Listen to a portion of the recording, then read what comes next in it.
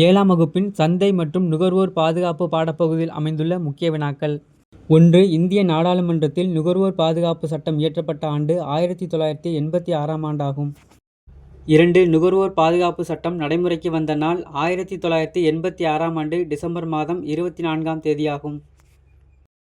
3. நுகர்வோர் பாதுகாப்பு சட்டம் என்பது நுகர்வோருக்கான மகா சாசனம் என்று அழைக்கப்படுகிறது.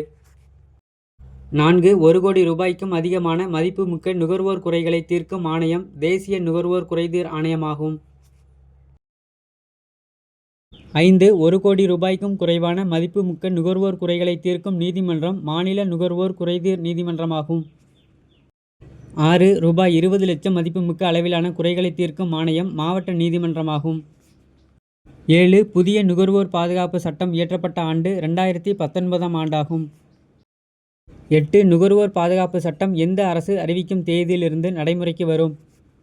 நுகர்வோர் பாதுகாப்பு சட்டமானது மத்திய அரசு அறிவிக்கும் தேதியிலிருந்து நடைமுறைக்கு வரும். 9. தவறான விளம்பரத்திற்காக மத்திய பாதுகாப்பு ஆணையம் உற்பத்தியாளர் அல்லது ஒப்புதல் அளிப்பவருக்கு அபராதம் அளிக்கும் தொகை ரூபாய் 10 லட்சம் ஆகும்.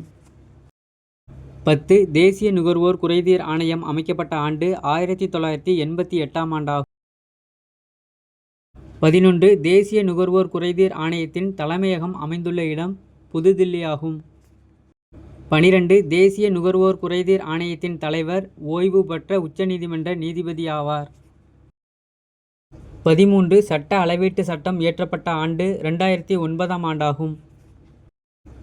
14. இந்திய தர நிர்ணய பணியகம் அமைத்த ஆண்டு 1986ஆம் ஆண்டாகும். 15. அத்தியாவசிய பொருட்கள் சட்டம் இயற்றப்பட்ட ஆண்டு 1955ஆம் ஆண்டாகும். 16. கருப்பு சந்தைப்படுத்துதல் தடுப்பு மற்றும் அத்தியாவசிய பொருட்களின் பராமரிப்பு சட்டம் இயற்றப்பட்ட ஆண்டு 1980ஆம் ஆண்டாகும். 17. நுகர்வோர் என்பவர் யார்? ஒரு பொருளை வாங்குபவர் அல்லது ஒரு சேவையை பெறுபவர் நுகர்வோர் ஆவார். 18. ஏகபோக போட்டி என்ற சொல்லை குறிப்பிட்டவர் ஆசிரியர் எட்வர்ட் எட்ஜ் ஆவார். இவர் 1933ஆம் ஆண்டு இச்சொல்லை குறிப்பிட்டார்.